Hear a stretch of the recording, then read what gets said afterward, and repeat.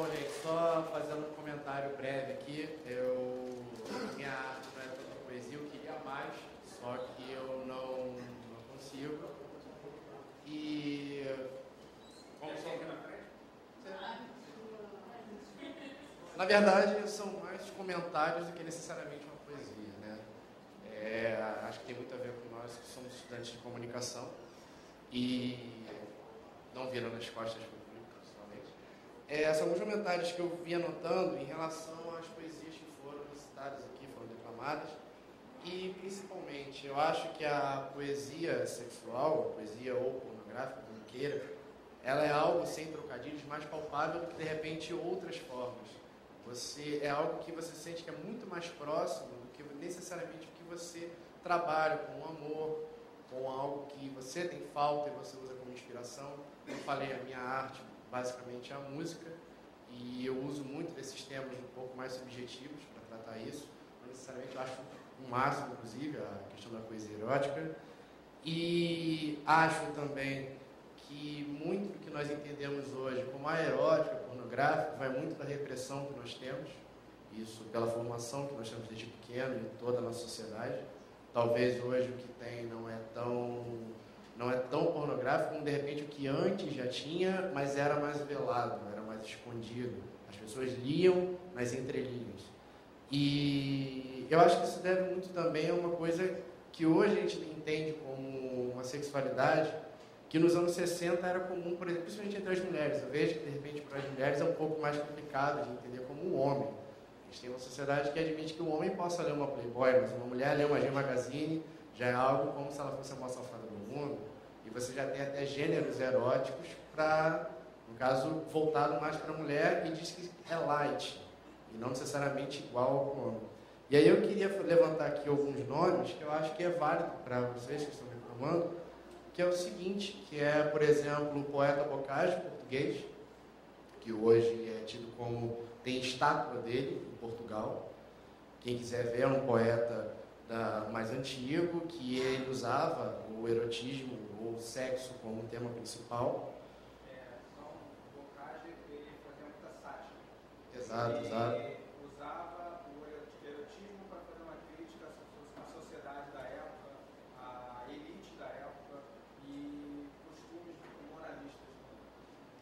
O outro nome que eu levantei, por exemplo, foi o do Carlos Zéfiro, para quem tem mais de 30, ou de repente viveu no Rio de Janeiro, ou vive no Rio de Janeiro, talvez conheça alguma história dele. O Carlos Zéfiro está mais relacionado a Marisa Monte com a capa do álbum Barulhinho Bom.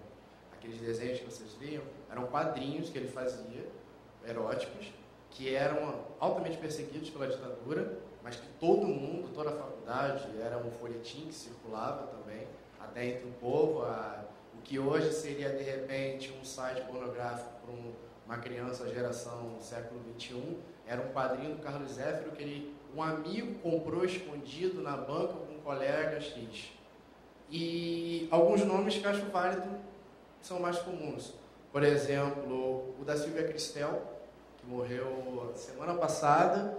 Todo mundo sabe quem é, ou boa parte sabe quem é, mas já nega.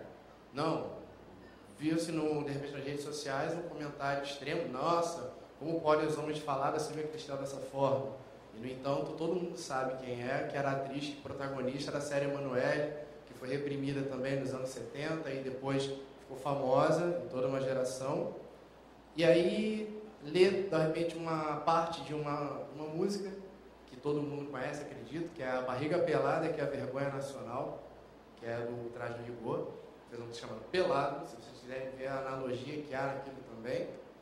E agora corriqueiro, né, o contemporâneo, seria a novela Gabriela, que o que mais a gente vê é o tratamento da sexualidade, com uma cena linda daquela do casal pego em flagrante traição, corre nu pela cidade, e não foi uma cena pornográfica, apesar do nu de ambos os atores, e eles de repente correndo pela cidade ficou algo bonito, ou de repente da forma como era abordada na sociedade naquela época, também um exemplo. E agora a gente tem uma situação que eu acho que para as mulheres principalmente, acho que os homens não estão muito ligados, de um fenômeno, que é uma autora que fez o livro 50 Tons de Cinza.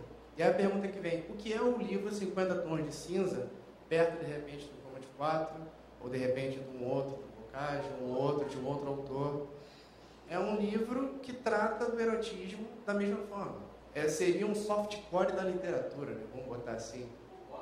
Bota soft nisso, né? Mas é vendido como, nossa, é uma literatura extremamente erótica que vai virar filme. Bocage era isso, exato. E aí a gente tem essa situação de ver diversos exemplos, um livro que tornou-se best-seller e que, de repente, as pessoas, todo mundo, até no Jornal Nacional, passa, e, no entanto, as pessoas entendem assim, ah, nossa, esse livro é bom. Mas o que é bom dentro da pornografia? Depende da cabeça de quem lê, literalmente. Entendeu? E esse era o comentário que eu queria que, de repente, a gente discorresse sobre isso, quanto à poesia de vocês e que, de repente, estiver no mercado também. Obrigado.